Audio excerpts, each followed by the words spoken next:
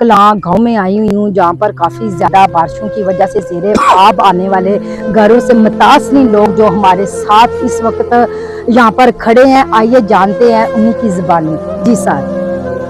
बिस्मिल्लाहिर्रहमानिर्रहीम। गुजरात शहर के जनाब असी रिहायशी हाँ। नारवाले पंप के उत्ते जनाब साडा घर है। ए वेखो जनाब, इधर तुहानूं दिखाइए। बिस्मिल्लाह, इधर कैमरा करो जी। ए जनाब प्लाट ने जिहदे विच कम से कम 4 तो 5 फुट पानी ठीक है बारिशां दे विच खलोते हैं। इधर लै आओ।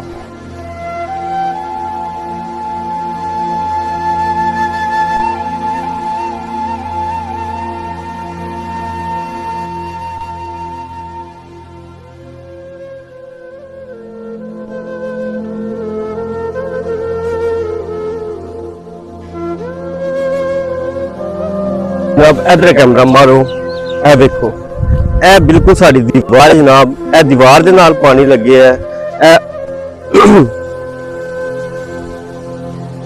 उधर कब्रिस्तान है जनाब, ए देखो, ए हालात ने साडे जनाब। जी ये जो दो वाला जी जो कब्रिस्तान है, इनकी इंतजामिया यहाँ पर मौजूद नहीं है। पर जेड़ा इहदे विच भर्ती ना पाई सी, पिछली दफा भी पानी आया सी ते ओहदे नाल थोड़ा जिहा बचत है। यह जगह रह गई है, एहदे विच जेड़ा पानी फिर खलो गया। ठीक है जी, इधर पिछे ले आओ जी कैमरा।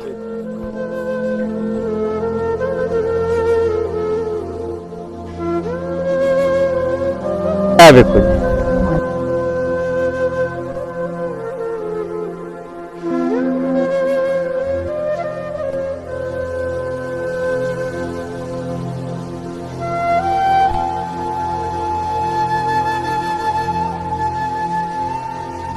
जी ये जो आपकी घर की दीवारों के पीछे पानी जो खड़ा है इस वक्त, इससे आप लोगों की दीवारों को क्या नुकसान हुए हैं? मकान गिरे हैं, दीवारें गिरी हैं, इससे आपका हालिया में कितना कुछ नुकसान हो चुका हुआ है? देखो जी जनाब, वो साडे जितने भी घर ने पिछे उन्हां दी दीवारां अंदरों टुट चुकियां ने, पाड़ियां तेड़ा मार गईयां सिर्फ पानी की वजह तो। साडा मकान ऐला ए भी जाके वेखो रुके बिल्कुल नमी छड़ गया ते साडा जनाब मुतालबा कोई नहीं, सिर्फ हुकूमत पंजाब मरियम नवाज नूं ते साडे गुजरात शहर दे जनाब डीसी साहब ने जेडे इस टाइम मैडम, उन्हां अगे साडी गुजारिश है कि जनाब आके साडा सिर्फ हाल चेक करें कि साडा वेखो सही आके जनाब। इस टाइम सानू किसी बंदे नहीं जनाब आके पूछया कि जनाब तुसी भी इत्थे दे रिहायशी हो, तुसी भी इत्थे दे वोटर सपोर्टर हो कि जनाब तुसी भी आके वेखो साडा हाल। किसी बंदे ने सानू अज तक पूछया। इधर लैके आओ।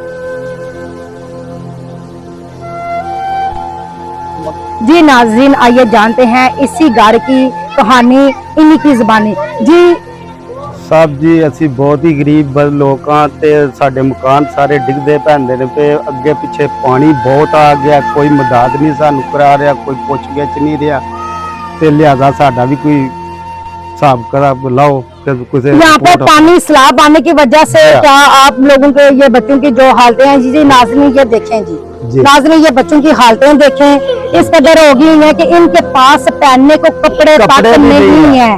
तो ये देखें इन गरीब वाम का हाल, इन्हीं की ज़बानी के हालात।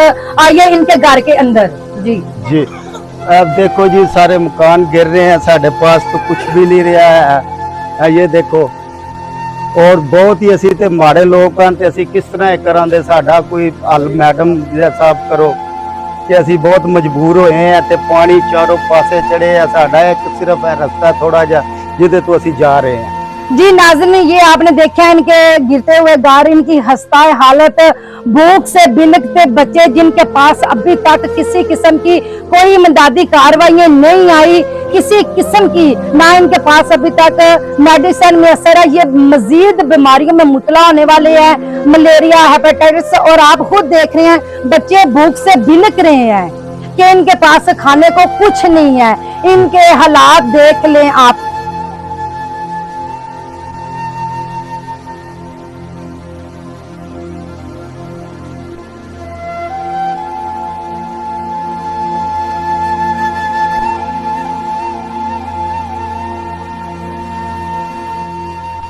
जी नाजरीन देखिए, ये इन्हीं के घर का एक फर्द है, इनका बेटा जो एक घर का कमाने वाला कफील है, जो मजीद बीमारी में मुतला है, जिसकी आंखें यहाँ तक खराब हो गई हैं कि इनके पास एक टैबलेट नहीं है जो ये खाकर अपनी सेहत को दुरुस्त कर सकें। जी दस ये पानी की वजह तो है, गंदगी की वजह तो ना ये बीमारी हुई है, ये अखा खराब हो गई हैं।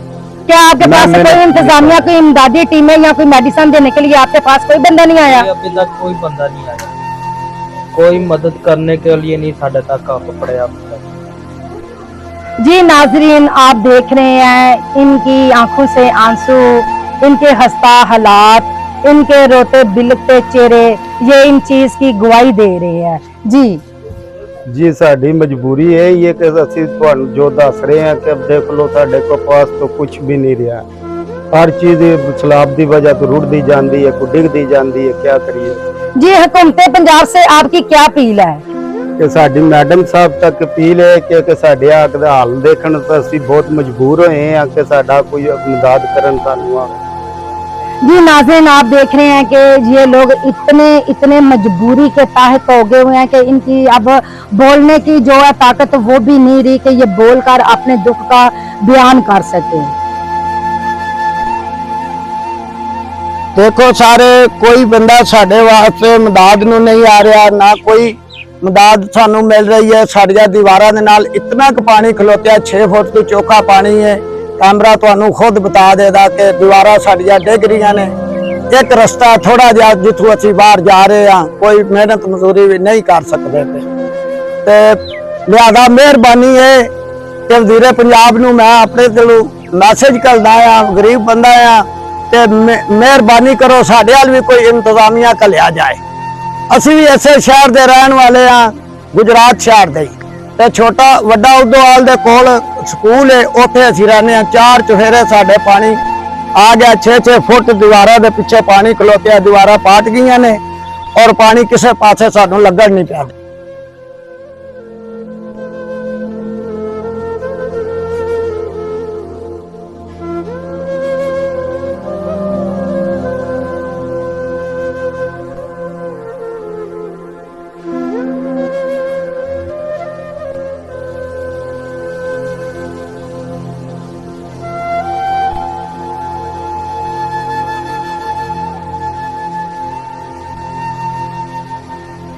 जी नाज़रीन आपने जैसा देखा कि जो चारों तरफ जो सैलाबी पानी है, जो सैलाब का रेला आया हुआ है, आप चारों तरफ से एक दफा देख सकते हैं। आइए जी जानती है इन्हीं की जुबानी। जी जनाब, ਇਹ ਸਾਰਾ ਕੈਮਰਾ ਤੁਹਾਡਾ ਵਿਖਾ ਰਿਹਾ ਹੈ ਕਿ ਸਲਾਬੀ ਪਾਣੀ ਹੈ। ਮੇਰੀ ਇੱਕ ਅਪੀਲ ਹੈ ਜਨਾਬ ਮਰੀਮ ਨਵਾਜ਼ ਸਾਹਿਬ ਨੂੰ, ਵਜ਼ੀਰ ਪੰਜਾਬ ਨੂੰ, ਡੀਸੀ ਸਾਹਿਬ ਨੂੰ, ਜਿੰਨੇ ਵੀ ਸਾਡੇ ਸ਼ਹਿਰ ਗੁਜਰਾਤ ਦੇ ਰਹਿਣ ਵਾਲੇ ਅਫਸਰ ਨੇ, ਸਾਰਿਆਂ ਨੂੰ ਅੱਗੇ ਗੁਜ਼ਾਰਿਸ਼ ਹੈ ਕਿ ਅਸੀਂ ਇੱਕ ਗਰੀਬ ਬੰਦੇ ਹਾਂ। ਇਹ ਸਾਡੇ ਹਾਲਾਤ ਵੇਖੋ, ਇਸ ਟਾਈਮ ਕੋਈ ਕਿਸੇ ਬੰਦੇ ਨੇ ਆ ਕੇ ਸਾਨੂੰ ਪੁੱਛਿਆ ਕਿ ਤੁਹਾਡਾ ਕੀ ਹਾਲਾਤ ਨੇ। ਇਸ ਟਾਈਮ ਪੂਰੇ ਪੰਜਾਬ ਵਿੱਚ ਮਦਦਾਂ ਜਾ ਰਹੀਆਂ ਨੇ ਜਨਾਬ, ਸਾਨੂੰ ਵੀ ਗਰੀਬ ਬੰਦੇ ਨੂੰ ਆ ਕੇ ਪੁੱਛ ਲਓ ਕਿ ਤੁਹਾਡਾ ਕੀ ਹਾਲਾਤ ਨੇ। ਇਹ ਵਿਖਾਓ ਕਿ ਇਹ ਵੇਖੋ ਸਾਡੇ ਘਰਾਂ ਦੇ ਵਿੱਚ ਕਿੰਨਾ ਪਿੱਛੇ ਕਿੰਨਾ ਪਾਣੀ ਖਲੋਤੇ ਹੈ, ਸਾਡੇ ਘਰ ਢਹਿਣ ਵਾਲੇ ਨੇ ਤੇ ਕੰਧਾਂ ਤਰੇੜਾਂ ਮਾਰ ਚੁੱਕੀਆਂ ਨੇ। ਤੇ ਜਨਾਬ ਸਾਡੀ ਇੱਕ ਹੀ ਅਪੀਲ ਹੈ ਮਰੀਮ ਨਵਾਜ਼ ਸਾਹਿਬ ਨੂੰ ਕਿ ਆ ਕੇ ਸਾਡੇ ਹਾਲਾਤ ਵੇਖਣ ਤੇ ਸਾਡੀ ਵੀ ਮਦਦ ਕੀਤੀ ਜਾਏ। ਛੋਟੇ ਛੋਟੇ ਸਾਡੇ ਬੱਚੇ ਨੇ, ਨਾ ਕੋਈ ਰੋਜ਼ਗਾਰ ਹੈ ਸਾਡੇ ਕੋਲ, ਨਾ ਕਿਤੇ ਜਾਣ ਦਾ ਰਸਤਾ ਹੈ। ਇਹ ਇੱਕ ਹੀ ਰਸਤਾ ਅਸੀਂ ਇਸਤੇਮਾਲ ਕਰਨੇ ਆ पे ਵੇਖੋ।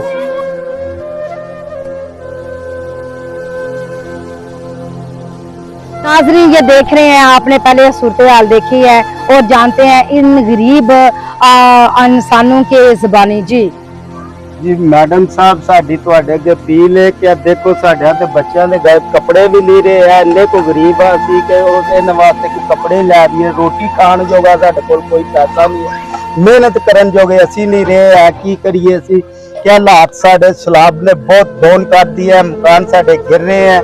असी क्या करिए, बाहर झुग्गियां ला के असी बैठे हैं ते आप आके देख के तो फिर साडा कोई हल सोचे कि असी बहुत गरीब है, साडे कोई पेश नहीं जा रही पानी अगे।